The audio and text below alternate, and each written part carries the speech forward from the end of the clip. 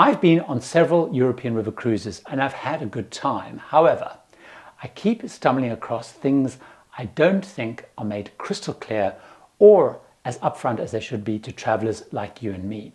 I'm Gary Bembridge and I want to talk about 14 under-discussed and really important things that anyone thinking about European river cruising absolutely need to know. First, you can only cruise European rivers for a pretty small part of the year, as the season just runs for 7 months between April through to October. Although most lines also offer Christmas market cruises on the Rhine and the Danube in December, most river cruise ships are laid up for 5 months of the year. Now this means that actually demand is pretty high for European river cruises, and they often sell out because they're concentrated into just those few months. So planning and booking far ahead for European river cruising is a really good idea. Late deals on river cruising are much less frequent than for ocean cruising, also in my experience. The next issue is not something mentioned by the lines up front, but it is buried down in the fine print. It causes itinerary disruptions and many changes, and is probably the main disappointment that travelers experience with European river cruising, and that is water levels. Water levels are river cruising's arch enemy. Poor winter snows and low summer rains can make it impossible for the boats to travel their full itinerary, too much, and they can't pass under many of the bridges along the way. Now there are solutions that the lines do and can put in place, so be aware when booking and be ready to be flexible. River cruises don't cover a lot of ground, unlike ocean cruises. Many days you'll only be moving 20 to 40 miles, so the river cruise lines can moor up and bus guests on the various different excursions for that day. On my last Viking river cruise, for example, water levels were so low we could not get past Vienna and had to moor there along with dozens of other boats, and we couldn't sail any further towards Budapest. On a Cross Europe Loire cruise, we had to stay moored halfway along the route, and we were bussed each day to the different places we were scheduled to visit.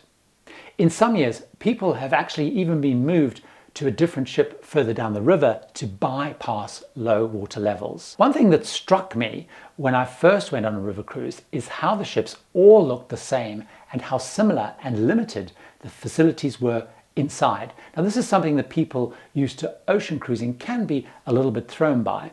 The ships are basically all the same because they basically have to be. There's a length, a width and a height required to travel under the bridges, through the locks and maneuver the twists and turns of the rivers. From the outside, all river cruising ships basically look the same, and they're largely the same layout inside too, because space is limited. The real differences are actually in the decor. River cruise ships generally have 3 decks with a sun deck on the top. Then they have a main lounge area with a bar, which is the main meeting point for talks, events and socializing. They have a main dining room that can seat everyone at one time. They have a reception atrium with guest services, sometimes a small shop. Some will have a small fitness center or massage room or hairdresser. Then at the rear of the ships, different lines have different facilities unique to them. So, for example, a specialty dining restaurant on Amma Waterways, an indoor pool on Emerald, an informal dining area on Viking, or in fact another lounge on Avalon. There are usually cabins on all 3 decks. 2 decks are above the waterline with large floor-to-ceiling windows, and there's one set of cabins, usually mostly below the waterline, with small windows close to the ceiling area. Ocean cruise passengers are often surprised by the limited dining options that they're more used to on bigger ships. Meals are mostly in the main dining room at a set time for everyone, with some casual options like buffet in the lounge for lunch and dinner, but not always on every single line. Few lines offer room service. For me, the main issue has actually been that the only dinner option on many lines is a set dining time in the restaurant with 3 to 4 courses, which can take time. Not all lines are like that, but many are.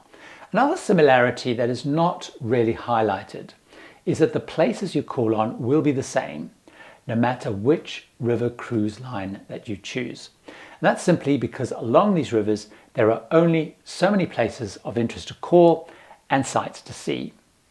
Not only do they stop at the same places, But all lines usually offer the same excursions. Most lines, by the way, include at least one excursion at every stop within the fare. More on that later. Now, these excursions tend to be more historical, and you'll see many cathedrals, museums, and you'll go on a lot of walking tours of towns. Now, knowing all this means that when I personally am now choosing a line, I look really carefully at the excursions, because some lines are trying to break away and offer more varied and more active bike and hiking excursions, particularly things like Avalon waterways, Amber waterways, lines like that. One thing not shown in the ads, and so it's something that throws many first-timers on river cruises, is that the ships often dock alongside and parallel to each other, sometimes 3 or 4 deep. You can find, especially on the busy Rhine and Danube, that your ship will have other ships moored right up close on either side, boxing you in. So even if you've booked a premium floor-to-ceiling window cabin, you may find another ship's cabin just a few feet away from you, and you're looking straight into that cabin. And it can actually get pretty dark. This also means that to get onto land, you have to climb up and over the adjoining ship's sundeck or walk through the adjoining reception areas. If you have limited mobility, this can be pretty challenging, so be aware. It's also, though, a chance to peek inside other river cruise line ships and see if you would prefer that particular one next time. So it's a good little insight there. Although, of course, the lines are upfront about the fares, what is worth talking about is how expensive European river cruising is, and if they're actually good value. It's much more costly than ocean cruising if you're more used to those prices. For example, a 7-night Rhine cruise in July next year in the lowest grade cabin, those partly below the waterline, and cruise only, so no airfares, will set you back from $4,000 for a couple on a value line like Cross Europe to $7,900 per couple on an ultra luxury line like Uniworld. That's between $580 US and $1,100 US per couple per day in the cheapest cabin on those ships. The river cruise lines make much, though, of their fares being all-inclusive.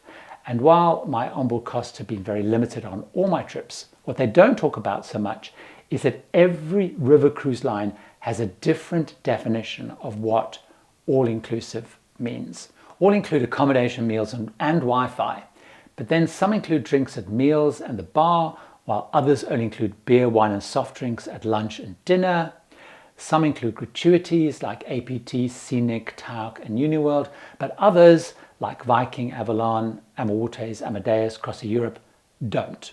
Most include, as I mentioned earlier, 1 or more excursions at each stop, but to increasingly offer lower value fares, some lines like Cross Europe, TUI River Cruises, don't. You buy those as extras. So when comparing and choosing, make sure you check what is and is not included in those all-inclusive fares. Although it's called cruising, what is not really spoken about is that, in my view, the experience is not like ocean cruising, but it's much closer to escorted touring, where the bus whisking you around the region and the various hotels that you would normally stay in are replaced by the river ship itself. So if you're used to ocean cruising or a more informal way of traveling, then river cruising can be a bit of a surprise. I don't think this is actually highlighted enough. It absolutely reminds me much more of the format and the experience that I've had on escorted bus tours. I've been on places like Florida, Tanzania, and so on. When ocean cruising, I do have much more flexibility. I can get up when I want, dine when I want, do as little or as much of the daily program as I want. There is no set rhythm like there is on ocean cruising and river cruising. Some days the ship may visit 2 different places. Some days it may move to a different place while you're out on tour and pick you up further down the river. Some nights will be spent moored overnight in a town, some won't. So although the rhythm's very different, this is, though, a much more structured vacation, and, as I said, much more similar to an escorted tour approach. This usually means an earlier start with everyone invited to be up for breakfast together. Then you all head off on the morning excursion. You all come back often for lunch at a set time, and then you head out on the afternoon excursion together. There will be a briefing, for example, every night before dinner about the next day in the lounge, laying out the program. You normally have dinner at a set time. You might then have, straight after that, some local entertainment. You'll all be sitting at dinner together. Now, of course, you can opt out and you can self-explore, you can eat in town. However, bear in mind the fares, as we saw, are pretty steep, and all of the stuff is included in that. So it's something to consider as if you are wanting to go and explore much more, that you've paid for many of this stuff already. Personally, I find them fascinating, and most guests in my experience do. But I have found the river cruise lines, for some reason, tend to downplay them. But on many of the European rivers, like the Danube with 18, the Rhine with 10, is that you are going to be going through a number of locks. I find them fascinating. I really enjoy being out, watching, going through them. They can be slightly weird though, if you're in your cabin when you do, because you suddenly have a solid concrete wall up against your window. It can throw you a little bit. If you're sleeping, however, and you're going through locks, there is some noise and bumping as you go through them. On that topic, I do find river cruise ships a little bit noisier than ocean cruising, from people walking about and talking much more. They're smaller ships. There's less ambient noise of the ocean to kind of mask a lot of sound, and they do tend to be a little bit noisier overall. So I actually just take earplugs with me after one trip, where I actually was woken up every night by the people in the room next door snoring, and on another cruise with the television next door. So I find earplugs is a pretty good idea. River cruise lines tend to talk much less about who currently goes on river cruises, and are much happier talking about how they want to attract younger and more families. In practice, both from the cost and the nature of the experience, I mostly find older travelers on my river cruises, like me I guess, people in their 50s, 60s, 70s and even above. In the summer school holiday periods on some cruise lines, there are increasing amounts of multi-generational families appearing, and lines are trying to cater more for those with more activities and features for kids in that school holiday peak period. By the way, it's also not great for solo travelers, as most lines charge double occupancy for solos. Some do offer earlier and later in the season solo deals, and there is more talk of solo cabins coming, but very few ships have them. Another thing which is not talked about much is that river cruising is not ideal, in my view anyway, for people with accessibility issues, particularly if you're in a wheelchair. Many river cruise ships don't have dedicated accessibility cabins or even elevators. Also, in those small historical towns along the routes, there are often steep ramps to board the ships, and there's many cobbled streets. Also remember that issue when ships are docked next to each other, requiring you going up and across neighboring sun decks to get onto land. I've not come across many travelers on my river cruises who do have mobility issues, so really check carefully with the cruise line before booking one. It's also worth noting that you should be relatively active and fit to get the most from European river cruising, as it's really focused on walking tours. There's cobblestones, you're up and down stairs, for example. Now, though cruise lines usually do offer a gentle walking option, you will see and experience less in my view. If you're interested in doing a European river cruise, watch this video where I talk about what I think are the best lines and why, starting with my favorite. See you over there.